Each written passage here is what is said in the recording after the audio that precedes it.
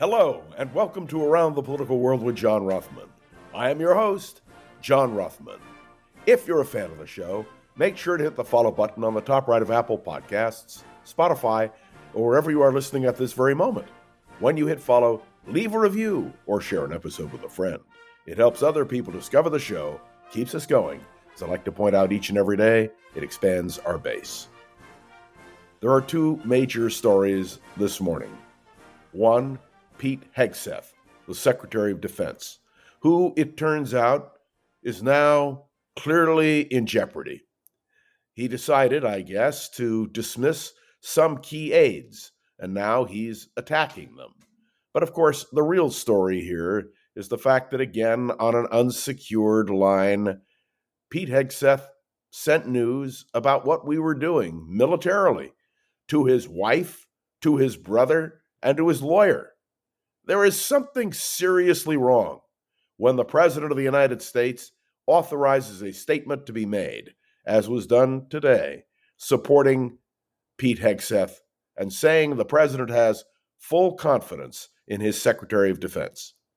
I must tell you that if this were Joe Biden, the Republicans would be attacking relentlessly. But no, because they seem to bend the knee to Donald Trump, they don't get it. We are in a dangerous world, and American national security, well, it depends on the fact that the United States has a stable command. Clearly, Pete Hegseth is the wrong person to be Secretary of Defense. We knew that before, but now it's even clearer.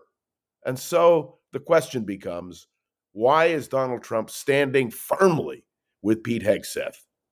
One can only imagine that the word loyalty is emblazoned upon Donald Trump's mind and heart, unless he is in jeopardy himself. I must tell you that I believe Pete Hegseth has failed as Secretary of Defense. His own top aide talks about chaos in the Defense Department. And of course, with the world watching closely, and with, frankly, our allies already skittish, it is a real question as to why Pete Hegseth remains Secretary of Defense. But there is another question. When Pete Hegseth goes, and I believe he will go, who will Donald Trump put in his place? Is there someone who the military and our allies can trust to be Secretary of Defense? Let me point out that this is a critical moment for the Trump administration. Already, Donald Trump is talking about deserting Ukraine. Already, Donald Trump is talking about problems within NATO which could lead to its dissolving. There are many issues here which need to be addressed, but it all boils down to one thing: the President of the United States of America. I believe, and I've stated this repeatedly, that Donald Trump is not a good steward of the presidency, nor is he a good steward of America's traditional values, values reflected in 80 years of foreign policy. Donald Trump's disregard for history and for the impact of personality is absolutely astounding. And so we will watch today as the Pete Hegseth scandal unfolds. And it is a scandal. We will watch how the Republicans in the House and in the Senate respond to Pete Hegseth and what is going on. We are going to look carefully to see how firm Donald Trump is, because you must understand, Hegseth remains Secretary of Defense unless Donald Trump dismisses him. And that may be a real test of Donald Trump and his administration. So we watch and we wait, and we are concerned. But now the other big story, the death of Pope Francis. I have very strong feelings about Pope Francis. He was a man who developed cordial relations with people who needed help around the world, including the LGBTQ community, including, frankly, Catholics who were dissidents in many ways. Remember, it was Pope Francis who elevated Pope John the 23rd and Pope John Paul II to sainthood. That's right. He's the one who did it because he believed he wanted to send a message.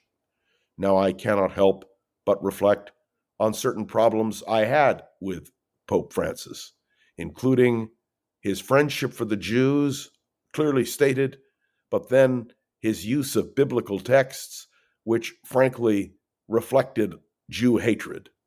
It is an interesting commentary that in one of the last exchanges, Pope Francis, just this last week, exchanged greetings with the chief rabbi of Rome.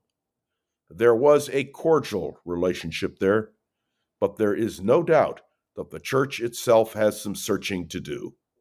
What will the future hold? Well, we can certainly watch Conclave to understand what this process of selection means. And we can go back to Anthony Quinn playing the Pope in the process of succession. Shoes of the Fisherman was the film.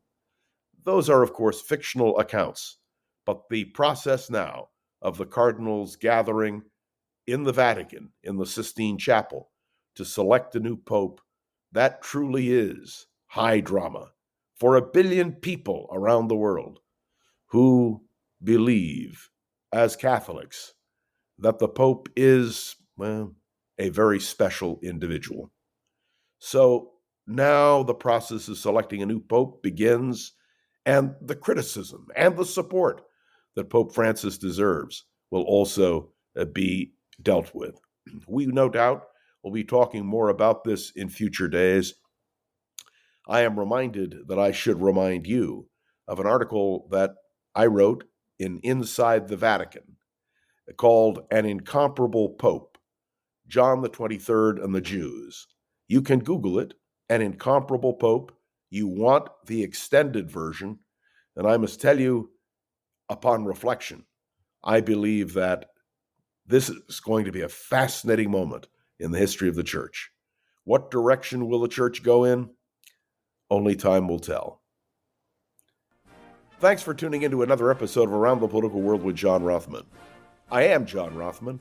Make sure to follow along and let me know your thoughts on the show by leaving a review on Apple Podcasts and sharing an episode with a friend or colleague so we can continue to grow and expand, which is, of course, our goal. You can interact with me on Facebook, on LinkedIn, and, of course, by direct email. And I want to say a special word of thanks this morning to Gogo Zoger, the wonderful producer of this podcast. Gogo will make sure that we're posted, up and running, and I will be back tomorrow right here on Around the Political World with John Rothman. Heaven only knows where we'll land. See you then.